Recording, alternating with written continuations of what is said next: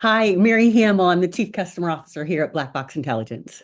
I'm Victor Fernandez. I'm head of insights for Black Box Intelligence. Yeah, it's so interesting what's happened with consumer feedback, right? Years and years ago, it was a comment card on a table where a customer or a guest filled out that comment card and went and dropped it in the box or mailed it. Then along came secret shoppers that were a moment in time in the industry where we were trying to understand what the consumer experience really is. And then fast forward, and you've got surveys. And surveys have been around for a very long time, and it's been a mechanism and a strong mechanism for all types of businesses to understand the perspective of the consumer. The issue with surveys is that they're inherently biased. You, as a business, are asking the customer what's important to you as a business to understand. You're not asking the customer what's important to them. So naturally, they're going to be biased in the way the questions are phrased, and how you're leading the consumer to answer in a specific way. The beauty of social is that the guest is telling you as a business what's important to them as a consumer.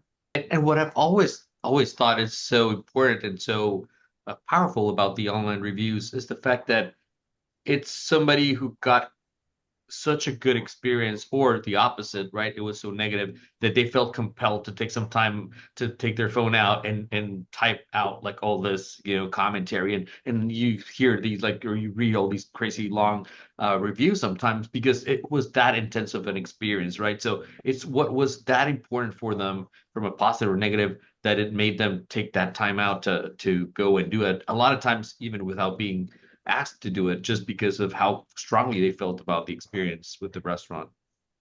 And surveys have been so misused in the sense that you're trying to entice them by giving them something free if they complete the survey. Well, oftentimes they're just going to click through to get that free thing and really not giving you honest and open feedback throughout the history of those questions or throughout the questions that you've asked. And in a lot of cases where the survey has some incentive, so you might have a question at the end that says, do you want to add something else? Do you want to add some commentary or what else would you like to share with us? But at that point, if you're just going through the motions just to get that reward, you're not going to leave anything there, right? You just kind of click your multiple choices to get through it, kind of say what's the appropriate thing to say just to get through it, but you're not going to share a lot more at that point. Yeah, consumers have survey fatigue. It's really a chore oftentimes to answer a survey where they are driven by leaving Google reviews or online reviews. People are concerned about their profile and they want to share their status and what they're doing and give their opinion. And that's very much the trend that we see now. So, like we all know, a restaurant experience has a lot of different aspects to it. A lot of them were good enough, were not noteworthy. The guests are not really spending time or effort on those. They're only bringing those things that really were important to them, right? Maybe, the temperature of the restaurant was not what you would have expected or wanted, but it didn't affect you enough to write about it, right? It's not going to be one of those drivers. I'm never going to come back to this restaurant because it was a little too cold, right? But if there was, trash on the floor, if the server was rude, if the food was undercooked and almost like you're scared for your safety as a kid, then that is going to be really what's compelling you to write about it. So it's what matters to you, and that's where like analyzing those reviews. Running it through a system that is able to distill what are the themes and what are the scores that come along with those lets you know not only what the sentiment is overall, but also as you overlay it with restaurant performance, which ones of those aspects the guest is really relying on the most when they're making those decisions.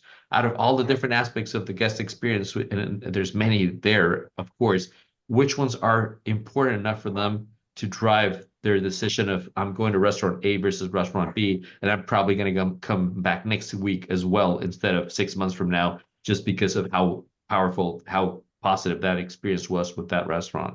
Yeah, we as restaurants are measured by average star rating, right? We're measured by average star rating.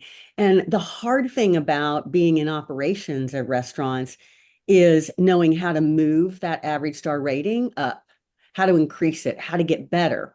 The context within those reviews is how you do that. Understanding, dissecting, looking for systemic issues across your location, your market, your brand is really key in knowing how to move the needle on the average star rating. And that's what we find so important is giving the details of what to change or improve to operators so they can improve that average star rating.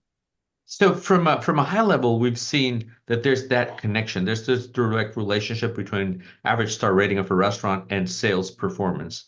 And not surprisingly, those that have the best, average star ratings tend to do better from a sales and traffic perspective. We've also seen that those that improve their scores tend to do better than those that are keeping them the same or actually seeing a decline in those scores. So it's really a great, it's telling us it's reflective of what the experience has been for the guest and also predictive of what success will look like for those restaurants. So then what really becomes important is the distilling the reasons for those improvements or those declines in those star ratings. It's really about operationalizing that feedback and all that wealth of knowledge that we're getting through those reviews into themes and operational initiatives that will help move the needle when it comes to that star rating. And once that happens and you get, a better score, the real power behind all of this is the fact that it's guest facing feedback. The fact that everybody out in the world that's now looking for a restaurant can see that those few reviews that you've gotten that week, see how positive they were, how, the guest was so satisfied with their experience there. Now, even if your star rating might be, a little lower than what they normally would go to, you see that really powerful and really positive feedback from the last few weeks or months, and they say, well, this place seems to be really a good spot. Like, despite what the star rating is saying, it seems that the pattern is for really, really good execution and really high delivery of expectations from that restaurant. So you might be giving that restaurant a try. So that star rating overall is really important. The improvement over time and the working on those scores to improve them has a great impact on performance as well. Yeah, if you think about the consumer today and how they find a restaurant, when you search Google Maps and you put restaurants near me, a multitude of restaurants will pop up, but typically the ones that have the most reviews, the most relevant reviews are going to pop up to the top. And one of the ways you generate that is by replying to reviews, asking for reviews from your consumers. So there is also a direct correlation in the search engine optimization for Google when you have more reviews, more and more reviews. And there's this overall perception, I think, still sometimes in the restaurant industry that reviews are bad. If I ignore them, they'll go away. The reality is, majority of reviews are actually pretty good. And it's a great way for restaurants to take advantage of those positive reviews, to respond to those, but also to do customer recovery in responding to those that may be not so favorable. Yeah, I think the main thing that we see happen that we would like to see change is the ignoring of reviews. We really believe you should respond to every review, whether that's a 5-star with no context, simply saying thank you, so glad you have a great experience, or those that might be a 1-star to respond and say, hey, please contact us. We would love to talk to you more about this experience. So sorry that the experience was not great. It's in the culture now to share more and to be more open with a lot of what we do online. So, it's one more aspect of that, right? The tough thing is that it's your work life, right? So here's your performance, and now everyone out there can know like you did a great job and maybe even praise you by name, which happens a lot of time, which is really good, reinforcement and obviously makes people feel good. But also there's the other aspect of it of if you don't do things that well and you were called out for it, it's also out there for everybody to see. So there's a little bit of that pressure from it as well. So it might be great from a report standpoint, but also a little bit of a stress inducer from the other side. But it goes back to like everyone wants to be successful at their job and do their best the work possible, and that's just another way of as a worker seeing like am I actually doing that? Am I being praised for what I'm doing? And that's a great feeling. Or maybe even taking personally when it's not as positive and say like, well, yeah, maybe the guest is right. I could have done this thing differently, and it's a learning opportunity for you to improve on it. So, do I think surveys are a thing of the past? I really don't. I think there's a right way or a good way to use surveys. And there's, specials that you might be running within your restaurant where you want to be very pointed and ask how the customer feels or enjoys the new experience. But there's also a way to use surveys to get the data that's similar to what you see in online reviews. I think surveys have a really important role in getting very targeted feedback about a topic.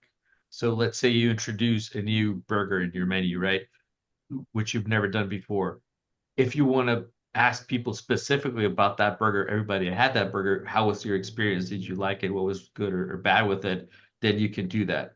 So you can be very targeted with the topic you're going after and getting deep on that specific topic. And that's, I think, the real value you can have behind a survey.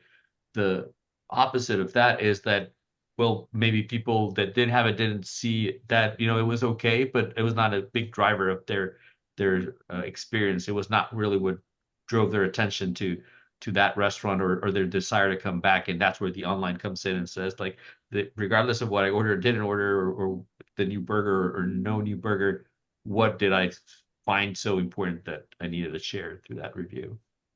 Consumers have survey fatigue. I mean, they are surveyed constantly. So, we really recommend that if you do survey, you do it very specific, very intentional, and you keep it short. It continues to be the way we collect data, right? We were used to it, and it's not, surveys are not going away from society, right? From the political to consumer sentiment to, you think, things are going to be better. Where, like, anytime you try to get the voice of a lot of people represented, that it's the go-to. So definitely that's always going to be there as an option, but we think there's better ways of getting the real sentiment faster and more accurately through online reviews. Yeah, we really drive our customers to look at the social data. We drive our customers to encourage reviews. But the main thing that we're trying to do is help our customers understand what's driving performance in their restaurant because it's not the same across every single brand. So anytime you can understand what your top performing restaurants are doing very specifically that your bottom performing aren't, you can then target those bottom performing restaurants and drive improvements within them. So it might be service, it might be food, it might be, stinky restrooms or carpet. It could be the ambiance. It could be cleanliness. It could be a host of things, but you really have to understand what's happening within those low performing restaurants in order to drive change in operations. I think there's other things that happen as well. You might be able to identify systemic issues around a particular product, a change you made within a spec, a service type, for example. So when you can identify those things, which you can through your online reviews and dissecting those, you can truly drive change within your restaurants. I think what's key and what we're trying to do is match performance of restaurants with online feedback to really target those things that matter. I think that's the key. Every restaurant out there probably has a list of 10 things they could improve on today.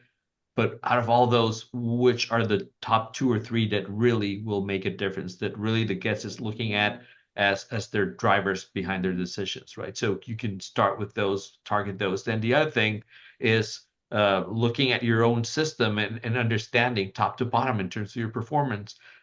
Is do I have a brand level challenge or opportunity, right? Is my food taste not being perceived as great, top to bottom? Or is it just some restaurants, and which restaurants are those? And then once you understand that and you can look at the feedback, you can start thinking about, how do I fix it, right? I know it's only these few restaurants. They have different kitchen equipment, or maybe a different supplier, or maybe a different, manager, different training system. What is it that made them different than the rest in terms of the execution of that particular area of the business? But it all starts with the guest telling us what matters to them, and where do we need to put our attention and our dollars behind. Yeah, the intersection of the workforce on the consumer sentiment and the impact of the consumer sentiment on sales and traffic performance is a critical component to measure against. And when you can see that 360 view of your restaurants, then you have a very good picture of what needs to change and what you need to keep doing.